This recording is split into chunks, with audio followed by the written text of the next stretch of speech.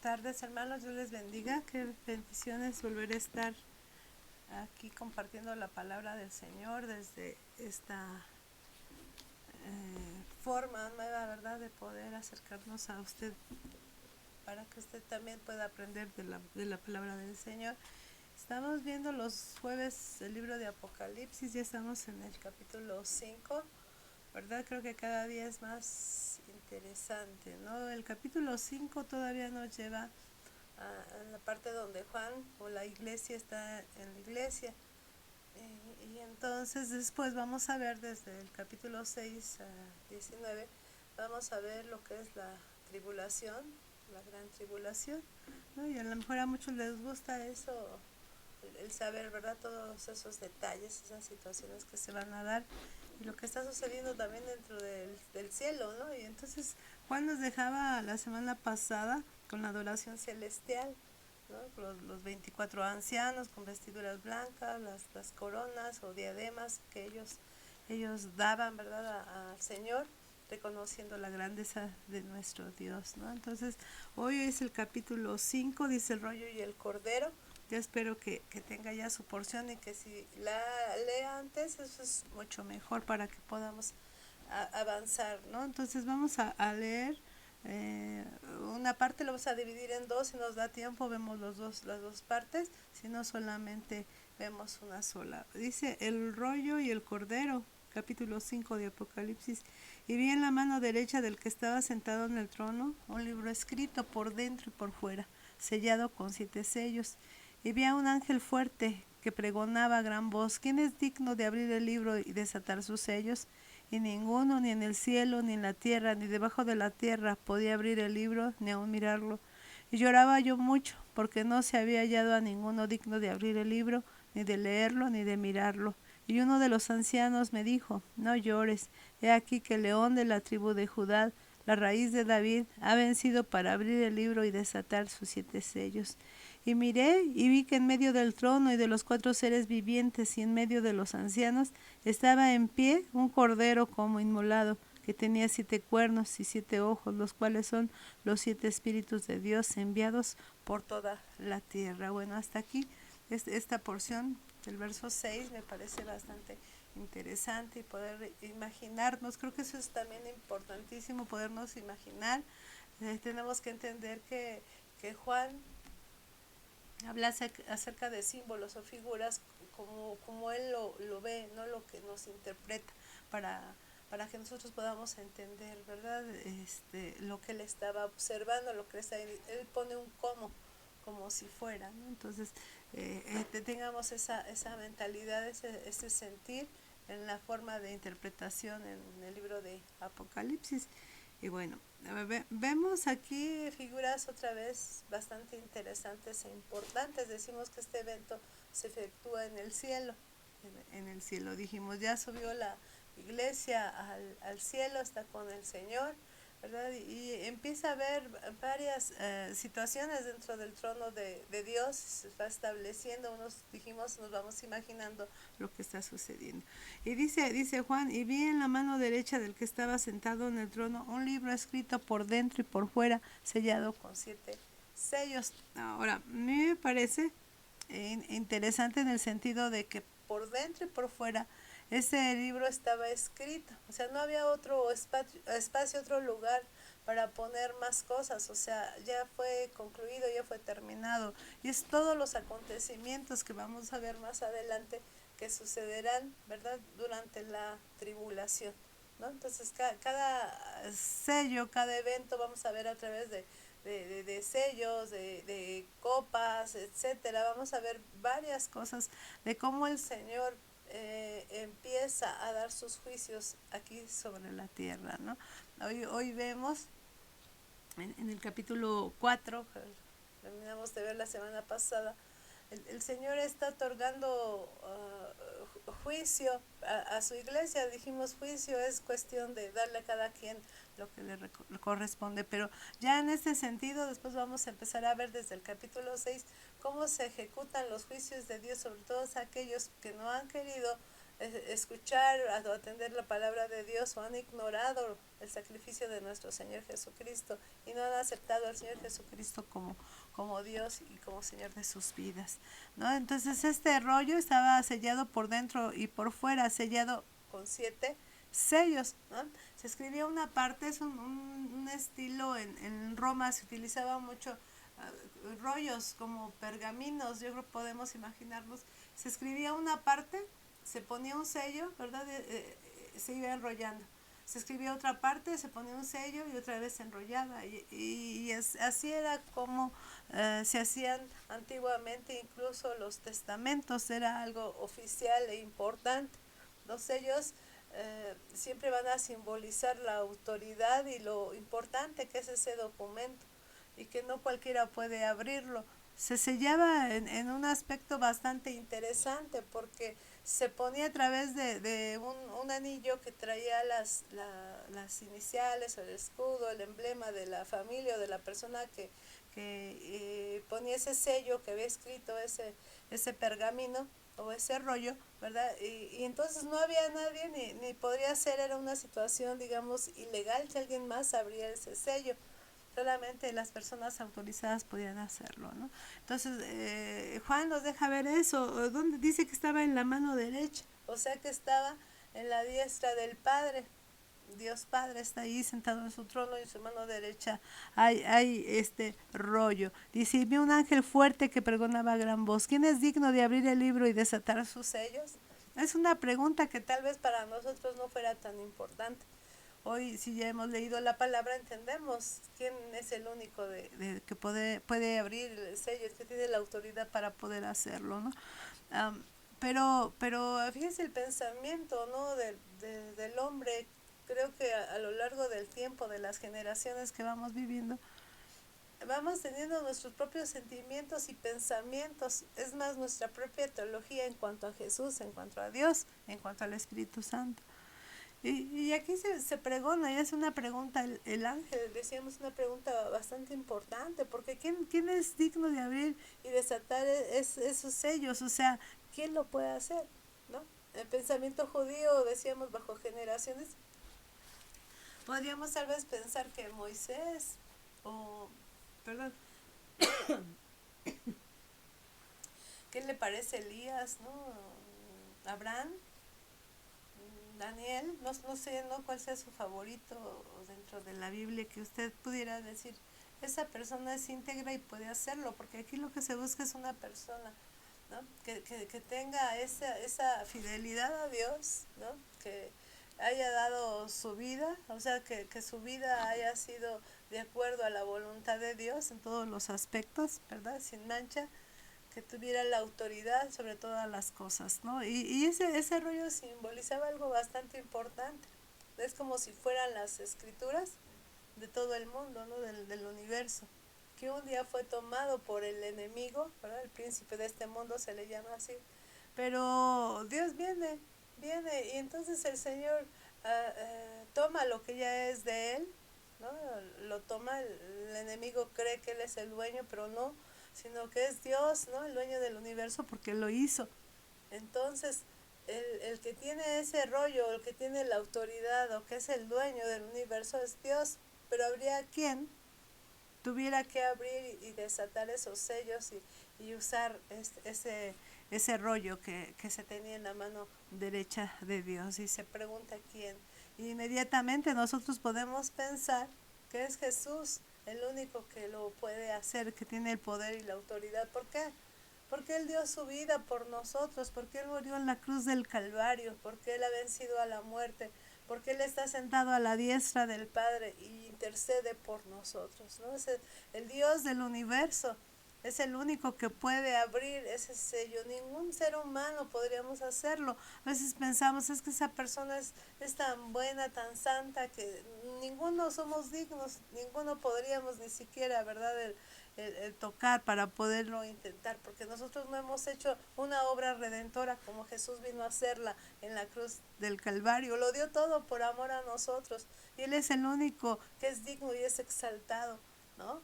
Se humilló en esa muerte de cruz, pero el Señor lo ha exaltado, ¿no? A lo sumo lo ha exaltado, dice la Escritura, ¿no? Yo he reconocido como Dios, como nuestro Señor, como el Salvador de nuestras vidas.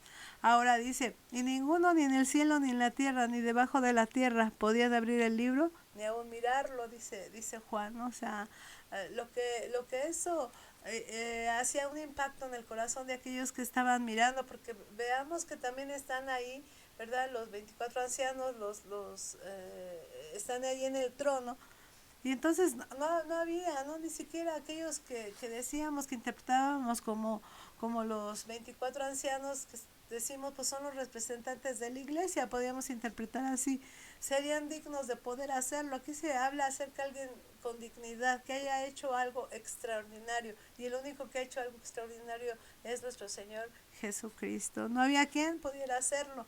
Esto fue causa, dice el verso 4, lloraba yo mucho porque no había, porque no hay persona, todos somos injustos, dice la Escritura, todos somos pecadores, todos tenemos naturaleza pecaminosa, todos tenemos pensamientos pecaminosos, acciones pecaminosas, palabras que afectan en el sentido de pecado, que nos alejan de Dios, ¿no?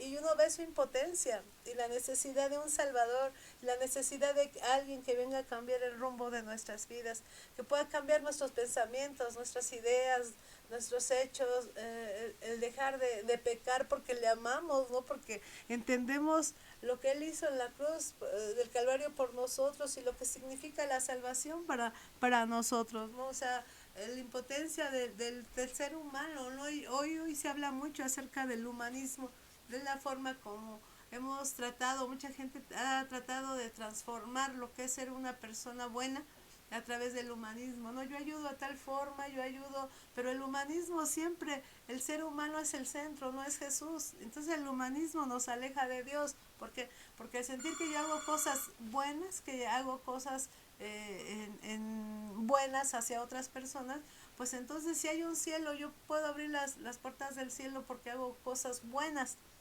Y la escritura nos dice que ninguno de nosotros podemos abrir las puertas del cielo, ninguno de nosotros, ninguno.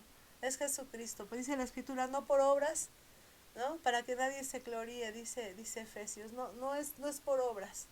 Entonces necesitamos el sacrificio del Señor Jesucristo, aceptarlo como tal en nuestras vidas y saber que Él sacrificó su vida por nosotros por amor, para salvarnos de qué, del infierno, de la condenación, del infierno, la condenación, la paga que trae el pecado a la vida del ser humano, ¿no?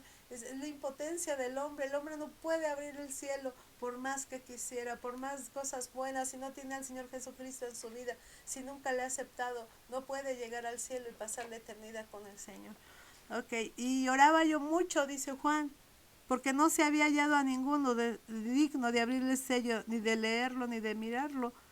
Uno de los ancianos me dijo, no llores, he aquí el león de la tribu de Judá, la raíz de David, ha vencido para abrir el libro y desatar sus 7 sellos. El único que puede hacer las cosas porque tiene el poder y la autoridad es el Señor Jesucristo. Habla acerca de la consolación que trae el saberse ya salvo por el Señor, ¿no? Que todo lo que el Señor hizo por nosotros, ese sacrificio en la cruz, como el haber resucitado, porque Él venció a la muerte, ha traído paz a nuestras vidas y nuestra condición espiritual ha cambiado fundamentalmente, ¿no? Totalmente en nuestras vidas, ¿no? Ahora vemos, dice, a uno de los ancianos que toma un papel importante y habla y establece 2 nombres importantes dentro del libro del Apocalipsis en cuanto a Jesús. Dice aquí que el león de la tribu de Judá. Um, este nombre, ¿no? ¿De dónde es que el Señor viene en ese sentido humano? ¿Verdad? El Señor viene de la tribu de Judá. Esto es muy interesante porque toda la palabra se cumple. Jacob cuando da la promesa a Judá, ¿verdad? Cuando ya se está despidiendo y está dando bendiciones, a cada uno de ellos está profetizando. En el caso de Judá, profetiza ¿verdad? Es una eternidad, un tiempo que nunca se va a acabar a través de esa raíz. ¿A quién hablaba? Yo creo que Jacob tal vez no lo entendía, Judá quiero pensar que menos entendía esas palabras proféticas que le estaba dando su padre, pero estaba hablando acerca de Jesucristo, ¿no? De esa parte de esa tribu donde vendría Jesús. Humanamente estamos hablando, ¿no? Su linaje, ¿no? La tribu de Judá, del león de la tribu de Judá, ¿no? Y vemos lo impactante que puede ser un león en ese sentido, ¿no? En la cultura judía, un león establece poderío, establece fuerza, establece intimidar a los demás en el sentido de enemigos, ¿no? Entonces Jesús es el león de la tribu de Judá, pero dice en el segundo nombre que menciona el anciano, dice la raíz de David. La raíz de David, o sea, no dice que David es la raíz de Jesús, sino que Jesús es la raíz de David. En una ocasión el Señor Jesús tuvo un encuentro, lo podemos ver en los evangelios con los fariseos y él decía, no, antes de que Moisés fuera, yo soy, y decían, ¿cómo? Si apenas tienes tanto edad, ¿cómo puedes ser tú mayor, ¿no? que nuestro Padre? Y así hablaban, pero Jesús hablaba acerca de que Él es Dios y que Él siempre ha existido. Y ahora lo vemos, ¿verdad? Ya manifestado y detallado totalmente dentro del Nuevo Testamento. Pero si usted ve en el Antiguo Testamento, ¿verdad? Vemos la persona del Señor Jesucristo, aunque no lo vemos con ese nombre, pero sí podemos ver que Él es de parte de la Trinidad, que Él es Dios y que Él es el que ha estado y el que ha sustentado todas las cosas. No tiene principio, no tiene final, ¿no? Así que esta parte, este nombre que se le dice, la raíz de David. Y eso me recuerda mucho un hecho que tal vez usted haya escuchado la historia de un hombre llamado Bartimeo, ¿no? Para que veamos el concepto en cuanto al sentido judío de quién creían ellos que venía el Mesías o quién debería ser el Mesías. Y este está en Marcos capítulo 10 y dice, entonces vinieron a Jericó y al salir de Jericó, él y sus discípulos, habla de Jesús, y una gran multitud, Bartimeo el ciego, hijo de Timeo, estaba sentado junto al camino mendigando. Y oyendo que era Jesús Nazareno, comenzó a dar voces y a decir, Jesús, hijo de David, ten misericordia de mí. Lo que Bartimeo está diciendo, ¿verdad? Con todo conocimiento, quiero pensar, es que él estaba diciendo que la persona a la que le estaba él hablando era el Mesías esperado. Nadie se atrevía a decirle a alguien, ¿verdad? Que fuera hijo de David, porque el concepto de David como rey es importantísimo dentro del pueblo judío. Entonces, el sentido es esto, ¿no? Jesús, hijo de David, ten misericordia de mí. O sea, que es el único que le puede ayudar o el único que le pudiera entender o corresponder a la necesidad que él tenía. Muchos le reprendían para que callase, pero él clamaba mucho más, hijo de David, ten misericordia de mí. Ahora, ya vimos el concepto, ¿no? Tan interesante, ¿no? Antes de David, antes de Abraham, antes de Moisés, antes de cualquier profeta, Elías, etcétera, antes que Pablo, Jesús ha sido y será, ¿no? Entonces ahí vemos uno de sus nombres y sus características para entender la deidad del Señor Jesús. Siempre ha sido y él no tiene principio y no tiene final. Entonces Jesús, deteniéndose, mandó llamarle y llamaron al ciego diciéndole, ten confianza, levántate, te llama. Él entonces, arrojando su capa, se levantó y vino a Jesús. Respondiendo Jesús le dijo, ¿qué quieres que te haga? El ciego le dijo, Maestro, que recobre la vista. Jesús le dijo, vete, tu fe te ha salvado.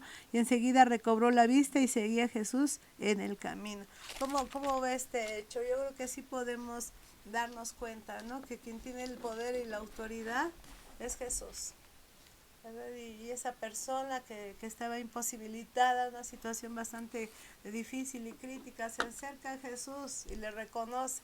que es el único que le puede ayudar. Y usted ve el desenlace, él recobra la vista. Porque Jesús tiene el poder y la autoridad. Decíamos, bueno, entonces, ¿qué sucede con nosotros cuando oramos por una persona que está enferma? No somos nosotros los que hacemos el milagro o hacemos que la persona sane. Es Jesús en nuestras vidas. Es Jesús que tiene misericordia y utiliza nuestras vidas, ¿no? Pues nuestras vidas que no son perfectas, el Señor las utiliza para mostrar su misericordia a los demás, incluso a nosotros mismos, ¿no? Él tiene ese poder y Él tiene esa autoridad, ¿no? Ya vimos que Él es la raíz de David. Creo que los martes que estamos viendo el libro de los Salmos podemos entender la personalidad de David. Pero cómo David se arraiga a Dios, ¿no? A creer y a confiar y a hacer la voluntad de Dios, aunque con sus errores. Pero cómo Dios establece en la vida de ese hombre un pueblo dirigido a levantar al Mesías y que fuera predicado. Hoy en día yo creo que los judíos se deben dar cuenta, ¿no? El papel que juegan en la historia universal, ¿no? Cómo a través de ese pueblo, a través de ese hombre maravilloso Jesucristo, hoy la gente puede conocer de la salvación y puede acercarse a Dios definitivamente, ¿no? Dice, ha vencido para abrir el libro y desatar sus 7 sellos. Que ha vencido a la misma muerte, venció el pecado, la maldad. Cuando todo, posiblemente los discípulos humanamente podíamos decir, está todo perdido, porque resulta que Jesús, el líder de aquella época, aquellos hombres que creían que Jesús era el Mesías, lo ven crucificado en una cruz.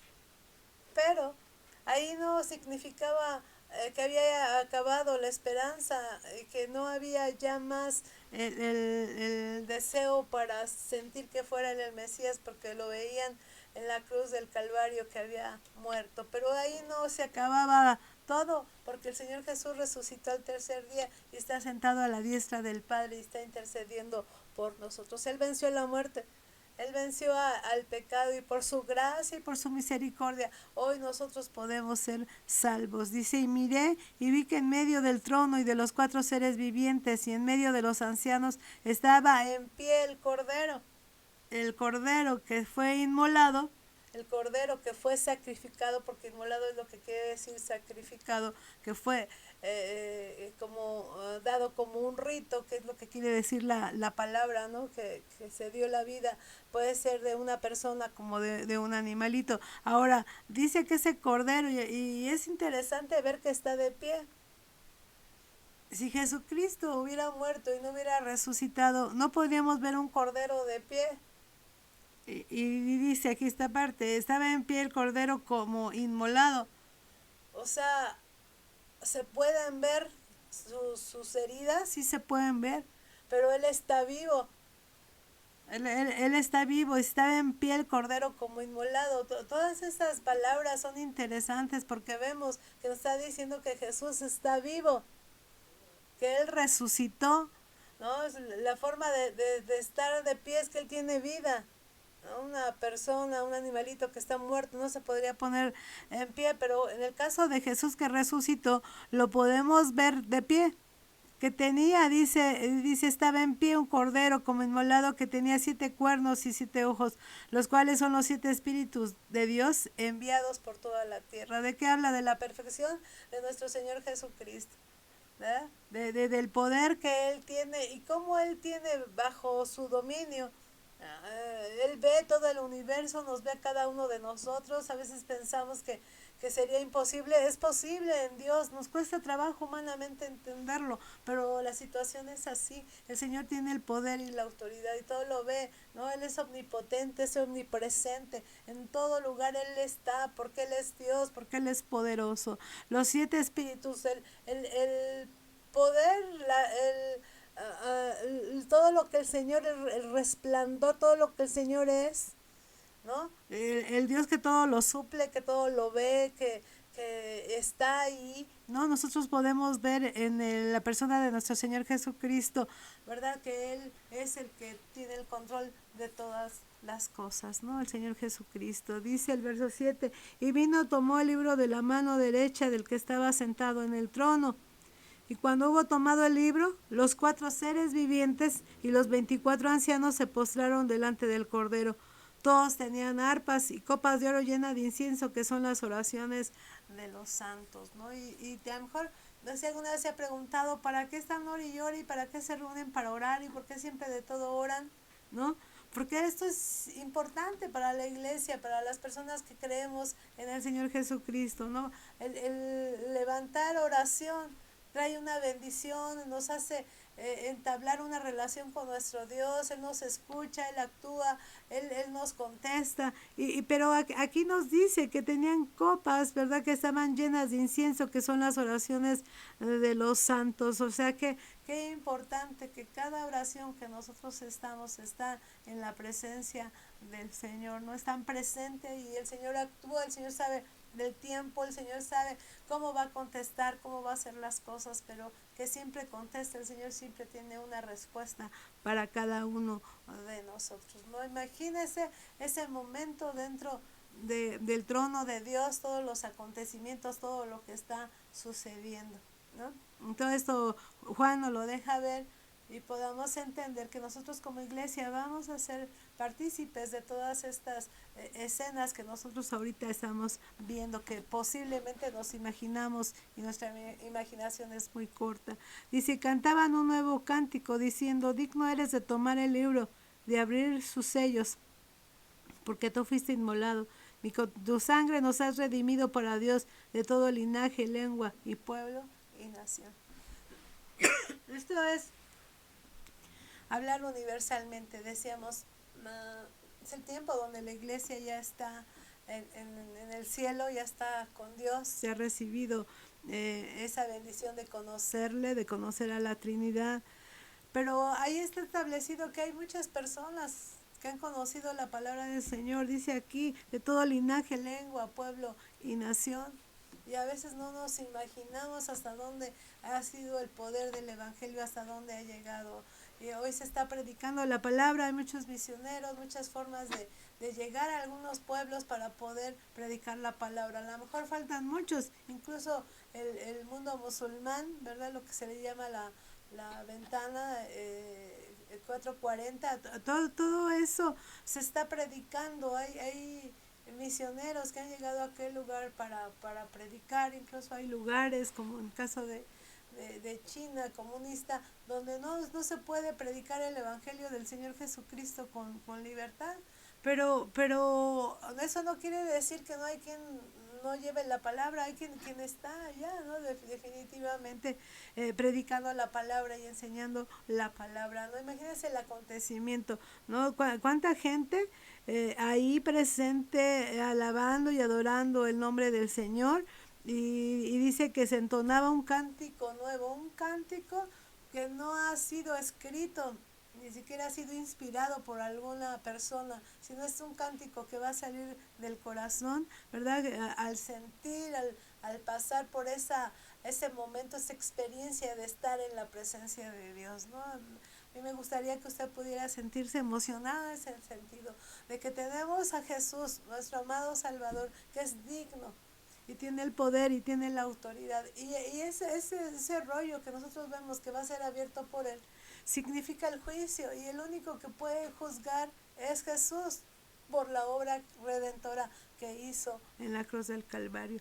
Dice, y nos ha hecho para nuestro Dios reyes y sacerdotes y reinaremos sobre la tierra. Es una de las promesas que el Señor ha hecho para su pueblo, para su iglesia. Nos ha hecho reyes y sacerdotes. Y son palabras contundentes e importantes para la iglesia de hoy, para usted y para mí, que conocemos al Señor Jesucristo.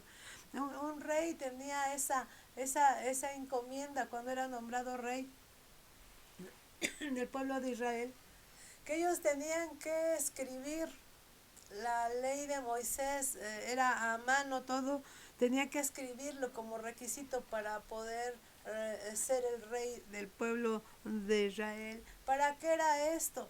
¿Para qué tenía que hacerlo el rey? Podría mandar a muchos escribanos que lo hicieran, pero ¿por qué era el rey? Porque el rey tenía que darse cuenta que nosotros todo le debemos a Dios y que ellos se dieran cuenta, entendieran que ellos no eran Dios, que estaban ahí, estaban puestos como gobernantes, pero ellos no eran Dios. Eso reflejaba en cada uno de ellos que entendieran que Dios tiene una posición importante en las vidas de los seres humanos, ¿no? Sobre todo del pueblo de Israel, ¿no? Entonces hacían que los reyes escribieran para que se dieran cuenta, ¿no? Su forma de vida, quiénes eran ellos, unos simples humanos que Dios los había nombrado, y muchas veces el pueblo nombraba hacia sus reyes. En el caso de Saúl, ¿verdad? Fue puesto y vimos el desastre. Dios les advirtió, le dijo, ¿para qué quieren reyes si yo soy el que gobierno? No había un gobierno teocrático, Dios era el que gobernaba. Pero ellos decían, no, queremos que una persona nos gobierne y sea nuestro rey, y les están dispuestos a dejar sus hijas, sus hijos que pasen a ser esclavos. Sí, sí queremos, porque los demás pueblos lo hacen. Y dejaron que seres humanos imperfectos les dirigieran, y esto los alejó cada día más de Dios, no teniendo, imagínense, ¿no? Como rey a Dios, ¿no? Decíamos un gobierno teocrático. Se imagina cómo sería nuestro pueblo, nuestro país, todas las naciones, si hubiéramos dejado que Dios tomara el gobierno, ¿no? El gobierno en todo nivel universal, ¿no? ¿Qué tipo de personas seríamos? Pero bueno, dice que nos ha hecho para nuestro Dios reyes, pero también sacerdotes. ¿Y cuál era la finalidad del sacerdote? Fíjese que siempre que se establecía un rey, siempre había un profeta junto a él. Y esto era para aconsejar, ¿verdad? Dios hablaba a través del profeta y aconsejaba al rey. Muchos reyes nunca quisieron nada ya con Dios, y les hablaban los profetas, incluso mataban a los propios profetas para que ya no les hablaran y ellos pudieran hacer lo que ellos quisieran. Pero un sacerdote estaba puesto para acercar a las personas a Dios. No que ellos fueran dioses, sino que ellos acercaran al pueblo hacia Dios, ¿no? Que la vida espiritual ellos fuera dirigida hacia encontrarse con Dios siempre. Pero llegó el momento donde los sacerdotes ya no hicieron su papel, sino que vieron sus propios intereses, y esto hizo que la gente se alejara de Dios, ¿no? Hoy podemos ver, ¿verdad?, tantas situaciones inmorales, ya la falta de espiritualidad de las personas, no querer nada con Dios, y pareciera, ¿no?, que todo el sistema religioso pues está mal condicionado a ciertos intereses, y separación de la gente hacia Dios, ¿no? Ponían cargas que la gente no podía llevar, y creo que esto está hasta el día de hoy, ¿no? ¿Cuántas cargas se imponen? ¿Verdad? Hay quien he platicado con algunas personas todo este tiempo, y me platican de personas que se han encontrado como líderes religiosos, y todo lo que les impone, ¿no? Desde dar todo lo que tienen económicamente, como dar todo su tiempo y olvidarse de la familia y olvidarse de todas las actividades, y constantemente están ahí presentes, ¿no? Si dejan de ir un día, luego llega una comitiva. Me platicaba una hermana, llega unas personas, nos regañan terriblemente porque no fuimos, pero le dicen, pero no fuiste, pero darnos tu diezmo y darnos tu ofrenda. Y ya no puedes dejar de ir, tienes que estar yendo. Faltamos y luego van a cobrarnos la ofrenda y el diezmo. Cargas, creo que las cargas que más imponen, a lo mejor podríamos decir, bueno, lo material nos quitan, pero cuando siempre nos están culpando, cuando siempre nos están recordando que somos culpables y que hicimos esto, y siempre se refieren al pecado como que ninguno de nosotros podemos ser perdonados del pecado, ¿no? Yo creo que cuando encontramos una persona que nos condena todo el tiempo, yo creo que no es la persona adecuada que nos está acercando a Dios. Dios muestra su misericordia y nos muestra su gracia a través del sacrificio del Señor Jesucristo.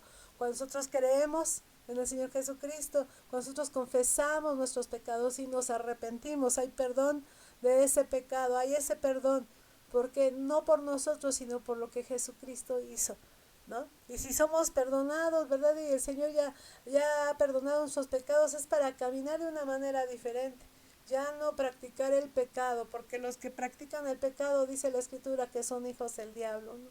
Entonces tenemos que ver la gracia de Dios. La próxima semana precisamente estaremos hablando a través de todo lo que vamos a ver, la siguiente parte de este capítulo, porque hasta aquí lo vamos a terminar hoy. Pero vamos a ver lo que es realmente la gracia. ¿Y por qué el Señor Jesucristo es el único digno de abrir los sellos? Pero más de una manera más extensa. Conoceremos lo que es la gracia divina, ¿no? No la gracia que nosotros a veces pensamos, porque a veces estamos mal informados en cuanto a qué es la gracia. Pero cuando nos damos cuenta, de acuerdo a la Escritura, qué es la gracia, tú te sientes tranquilo, te sientes con la esperanza y sabes que Dios está contigo y que te ha perdonado. ¿No? Nos ha hecho reyes y sacerdotes y reinaremos sobre la tierra. Llegará el momento, ¿verdad? Después de que todos los acontecimientos allá en el cielo y todo lo que acontezca aquí en la tierra, en la gran tribulación, volveremos con el Señor Jesús, pero a reinar. Es interesante, ya en los próximos capítulos estaremos viendo todas estas partes tan bonitas y tan interesantes. Mientras tanto, quedemos con la gracia de Dios y la misericordia y la esperanza, que tenemos un Dios que es digno, un Dios que es poderoso y que es el único que puede traer salvación. No hay otro ser humano, no hay institución humana que nos pueda hacer salvo, solamente es a través del Señor Jesucristo. Yo le dejo en este sentido y vamos a orar. Yo le he pedido que reflexione a lo largo de este tiempo, de esta semana, y podamos entender lo que el Señor desea y anhela para nosotros, ¿no? Entonces vamos a orar y vamos a dar gracias a Dios. Bendito Dios y Padre, te damos gracias, Dios, por este tiempo que tú nos has permitido, por aprender de tu palabra, por escuchar. Yo te pido que sea tu Espíritu Santo que actúe en la vida, Señor, de cada hermano, cada hermana que escucha este mensaje. Yo te ruego bendición, te ruego por los que están enfermos, por los que están pasando por dificultad, Señor, en este tiempo. Yo pido que tú sustentes, que tú suplas cada necesidad, que abras puertas de trabajo, de bendición en los hogares, Señor. Pon tranquilidad en nosotros, la confianza de que tú eres el hijo de David, como gritaba, Señor, aquel hombre, Señor, reconociendo el poder que tú tienes, Señor, la autoridad que tú tienes sobre cada uno de nosotros, Señor. Damos gracias por este tiempo y pedimos, Señor, que tú seas con nosotros. Gracias damos en el nombre de Jesús. Amén. Pues hermanos, muchas gracias. Agradecemos que se haya conectado para escuchar esta predicación, que usted siga estudiando el libro de Apocalipsis, vaya usted leyendo. Y le invitamos para que mañana tenemos tiempo de oración, tenemos nuestra reunión a las 7 de la noche por la aplicación. Usted ya sabe, siempre es el mismo enlace. De todas maneras, le estaremos mandando la invitación para que usted lo recuerde. Invite a otros para que juntos podamos estar orando. Es un tiempo que necesitamos todos. Que el Señor les bendiga, hermano, que el Señor les guarde.